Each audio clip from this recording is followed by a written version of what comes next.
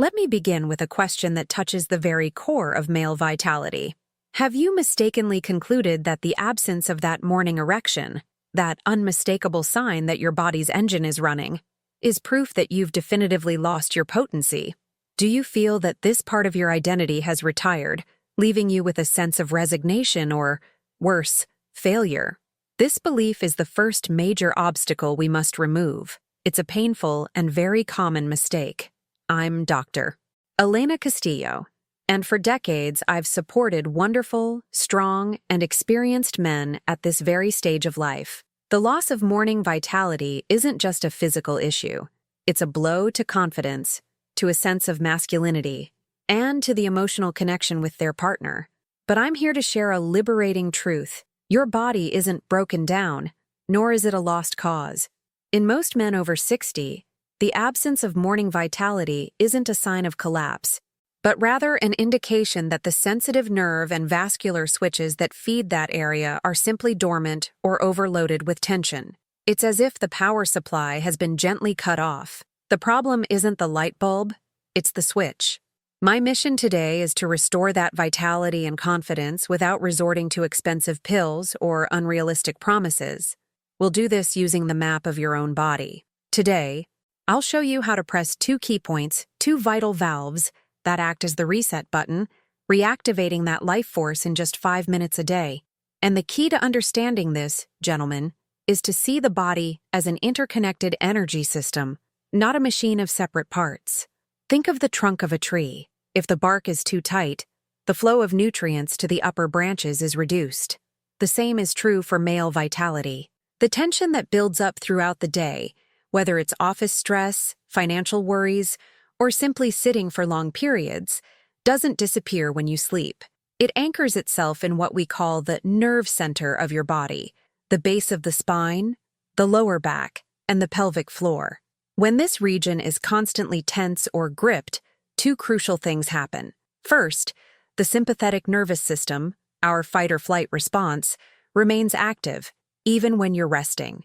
And vitality requires the parasympathetic system, the rest and digest mode.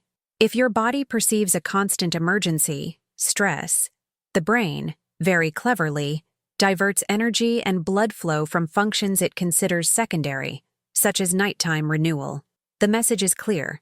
If we're running from the lion, why do we need an erection? Second, this chronic physical tension compresses the arteries that feed the corpora cavernosa. It's not that the arteries are permanently damaged, it's that they're under constant pressure. It's like squeezing a hose with your thumb. The flow is restricted. Our initial goal is to release that pressure and persuade the nervous system to shift gears, from alertness to deep calm.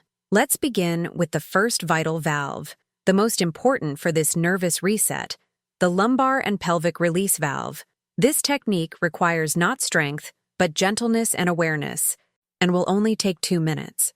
Find a place where you can lie comfortably on your back, preferably on a firm surface. A thin carpet on the floor is ideal. Bend your knees and place your feet flat on the floor, hip-width apart. Now, pay attention to your breathing. Most of us, under stress, breathe shallowly, using only our chest. To open this valve, we need to breathe with our belly. As you inhale deeply, counting to 4, feel your abdomen gently expand, like a balloon. As you exhale slowly, counting to 6, completely empty your lungs, and at the end of the exhalation, focus on fully relaxing your pelvic floor and lower back muscles. Imagine that area melting into the floor. The key movement comes now. As you exhale, perform a micro-pelvic tilt, a gentle pelvic tilt. It's not a big movement. It's just a small rocking motion where you try to lightly press your lower back against the floor, engaging only your lower abdominal muscles. As you inhale, return to the neutral position, allowing the natural curve of your spine to be restored. Repeat this cycle very slowly, coordinated with your breath. Exhale, press and relax your pelvis. Inhale, release and restore. This exercise is much more than a stretch. It's a direct conversation with your vagus nerve, the highway of calm, and an internal massage that begins to release the knot of tension that's stifling nerve signals to your lower body. When you release chronic tension in that area, You're telling your body that the emergency is over. This, in itself, is the first step in reactivating your energy supply. Perform this lumbar and pelvic release valve for at least 2 minutes every morning before getting out of bed, or every night before going to sleep. This will restore nervous system balance. Once we've convinced the nervous system that it's safe to restart blood flow, we need to address the second component, physical flow. That's where the second technique, the vascular reset valve, comes in. If the first technique was internal calming, this second one is targeted circulation. We've taken our foot off the brake. Now we're going to step on the gas, but intelligently, without demanding unnecessary effort from the heart, but rather by borrowing the power of gravity and large muscle groups. The second valve focuses on a simple truth of bodily physics. For fresh, oxygen-rich blood to reach a place, we must first force out the old, stagnant blood. Think of cleaning a sponge. You don't just apply fresh water, you wring it out first. I call this technique the silent pump, and it only takes 3 extra minutes. It's done standing with your feet shoulder-width apart and requires a slight forward lean, bending your knees slightly. It's a posture of mindfulness. What we'll do is a rhythmic pumping motion. Without lifting your feet off the ground, try pressing your toes firmly into the floor for a second, as if you were trying to grip the ground. Then relax. Repeat this 20 times. You'll feel the activation of your calf and foot muscles. These often forgotten muscles are your second heart. They are the return pumps that propel venous blood upward, relieving congestion in the pelvic region. After those 20 contractions, we're going to add the deep breathing component. Let's add the component of deep breathing.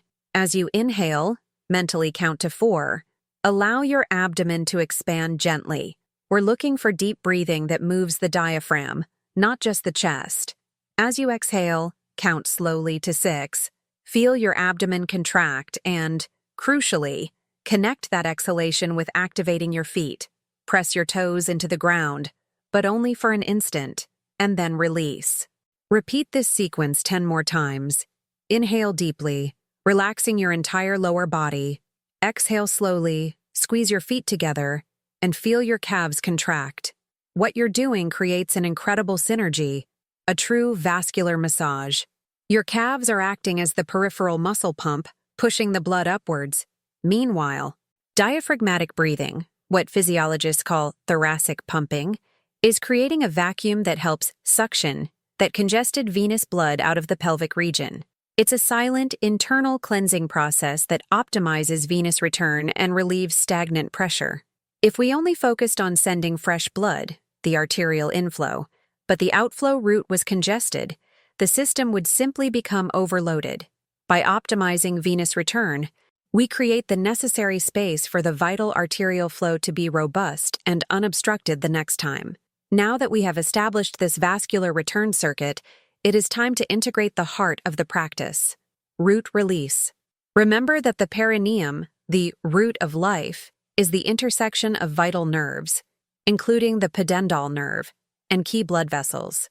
If this area is chronically tense, and most men are, due to stress, long hours of sitting, or subconscious anxiety, it's as if a garden hose were being stepped on at that focal point. The flow is restricted, the nerve signal is dampened. Chronic tension in the perineum is one of the greatest enemies of male sexual and vascular function. It disrupts the delicate choreography of relaxation and build-up necessary for a full erectile response. We already mentioned passive activation, sitting on the towel or small pillow to sensitize the area. But if we want a deep, active release, we must combine that awareness with our pumping and breathing protocol. Stand up or sit upright again. Take 3 full breaths, just as we did before. 4 seconds in, 6 seconds out. With each exhale, in addition to the abdominal contraction and foot pumping, add a subtle, almost microscopic activation of your perineum. Think of it like trying to stop a drop of urine or gently lift a rug off the floor with that core muscle. But there's a golden rule here. It's only 20% effort. The true power of this technique lies not in the contraction, but in the immediate and complete relaxation.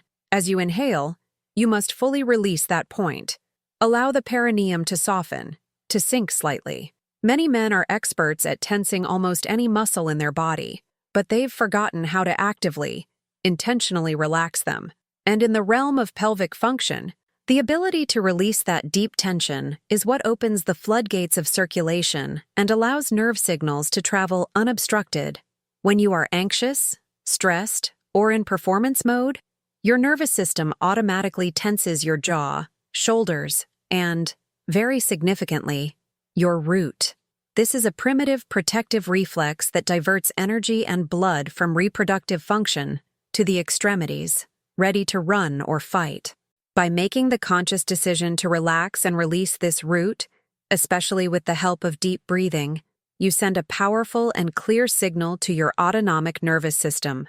We are safe, we are calm, we can allow the flow. This is silent medicine. Dr. Castillo asks you to practice release, not maximum force. The silent pumping technique combined with root release should become a micro moment of restoration. Do it upon waking, midday, or before entering into an intimate moment. We are retraining neural and vascular patterns. Now, let's move on to the third pressure point, which focuses on the most distal point of our system, where congestion becomes most evident and where activation is surprisingly simple, right along the line of the ankles and toes. Yes. But before we head to the outskirts, we must ensure that the main supply road is clear. Let's leave the ankles for a moment and focus on pressure point 2, the femoral pathway, the highway. If point 1 was the root, the command center, point 2 is the main supply artery, the great blood highway that feeds the entire pelvic region and lower limbs. I'm referring to the inner groin crease, right where the leg joins the torso. Here, superficially, lies the femoral artery, a massive blood vessel essential for vitality. In our modern lifestyle, the femoral artery is almost always compromised. We spend most of the day sitting, constantly flexing this hinge. When you flex a hinge for many hours, the surrounding tissue shortens, stiffens, and essentially compresses the passage. It's like kinking a garden hose. The flow is drastically reduced. Dr. Castillo observes this in thousands of patients. Groin stiffness isn't just a muscular discomfort. It's a physical barrier that impedes venous return and hinders the flow of fresh arterial blood to the deep pelvis. If the blood supply can't reach it, function is limited. We're talking about congestion. The technique here is remarkably simple and should be performed with the same intention of release, not force, that we apply in silent pumping. We're not going to perform a deep or painful massage to find the artery's pulse. We're going to do a gentle road tracing. While sitting or lying down, or better yet, just after getting up from a chair, take the tips of your fingers, the index and middle fingers perhaps, and begin to trace a very smooth, almost superficial line from the midpoint of the groin crease downwards, running about 10 or 15 centimeters along the upper inner thigh. Imagine you are gently sweeping the dust off an old, unused road. This sweeping motion, repeated 5 to 10 times on each side, helps mobilize stagnant lymphatic fluid that accumulates in that groin area and sends a subtle signal to the surrounding connective tissue. Relax. We need some opening here. It's not about force, but about the intention to open the channel. If you've been sitting for a long time, or if you notice heaviness in your lower abdomen or legs, this simple tracing technique acts like unlocking a toll booth on the highway, allowing traffic to resume its natural flow. When we open the femoral pathway, we are facilitating two crucial functions. First, we are allowing the oxygen and nutrient-rich arterial blood to flow freely to the pelvic root, nourishing the reproductive organs and nervous tissue. Second, and perhaps equally important, we are assisting the lymphatic system in its drainage. The groin is a major drainage point for toxins and metabolic waste from the lower extremities. If it is stiff and compressed, this drainage stagnates, contributing to feelings of bloating, pain, and fatigue. Think of your body as an ecosystem. If the main river is blocked by a dam, all life around it becomes unhealthy. Tracing the femoral artery is the act of gently and steadily removing that dam. This is an exercise you can incorporate right before your root release practice.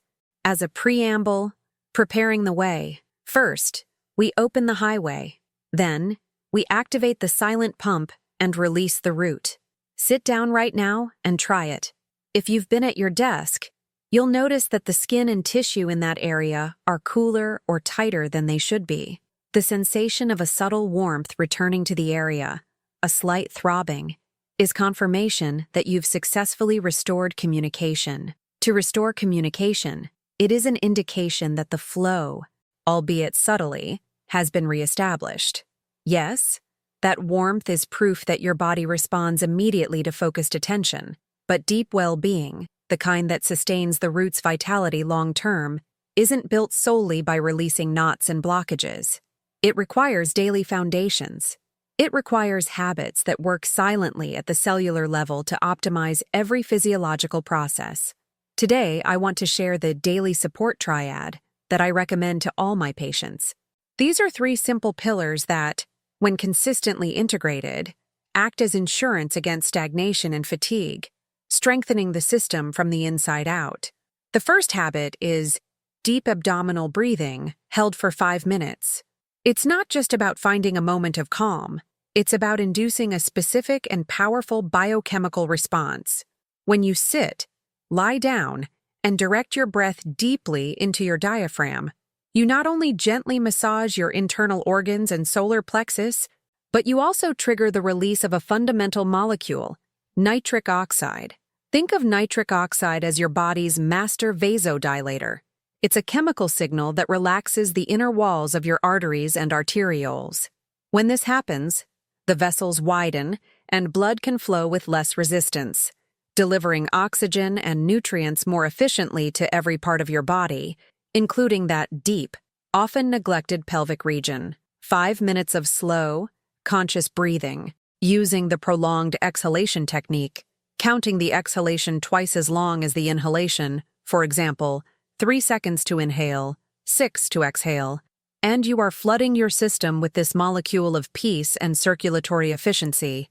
This daily practice not only dramatically reduces levels of cortisol, the stress hormone, but also ensures better cellular oxygenation, essential for the regeneration of the nerve and muscle tissue that makes up the root. The second pillar is sacred morning hydration with warm or hot water. Your body has spent the night in a state of repair and concentration.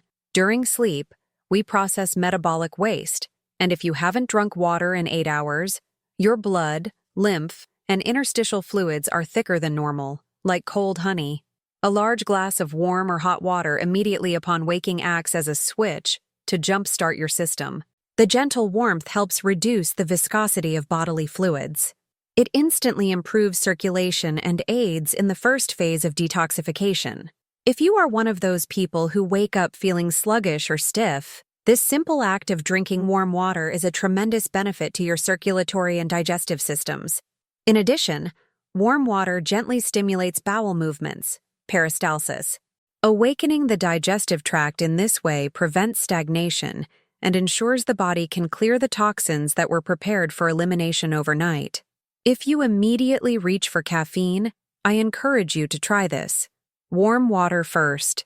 Allow your system to hydrate before demanding performance from it. This is an act of deep nourishment. The third habit is reducing the intake of sugar and refined carbohydrates at night. This habit is directly related to protecting vascular health, the heart of our circulatory system. Sugar is inflammatory. Excessive consumption, especially when the body is preparing for rest, subjects the delicate inner lining of our blood vessels, the endothelium, to unnecessary oxidative stress. The endothelium is the layer that maintains the smoothness of your blood vessels, highways. When it is damaged by constant spikes in glucose, it becomes rough, which facilitates plaque buildup and restricts blood flow. If you consume a significant amount of sugar or high glycemic carbohydrates, white bread, pasta, sweets, before bed, you force your body to dedicate your sleep hours to managing that glucose load and fighting the resulting inflammation. This is heavy workload at a time when your body should be focused on repair and deep hormonal readjustment.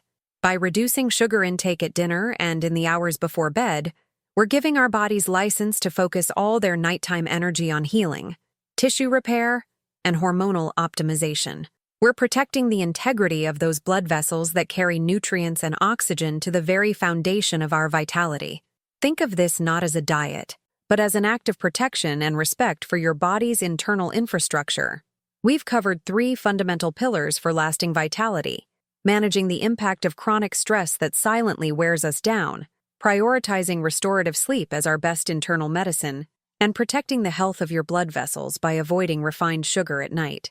Of these 3 essential habits for fortifying your internal infrastructure, I'd love to know, which one will you implement first tonight to transform your well-being? Let me know in the comments. If this conversation has resonated deeply with you and you'd like to continue nurturing your health consciously, I warmly invite you to subscribe to the channel, turn on notifications so you don't miss our upcoming deep dives into health, and share this message with your loved ones. Thank you for dedicating your time to the most important investment, your well-being. With love, and until next time, your Dr. Elena Castillo.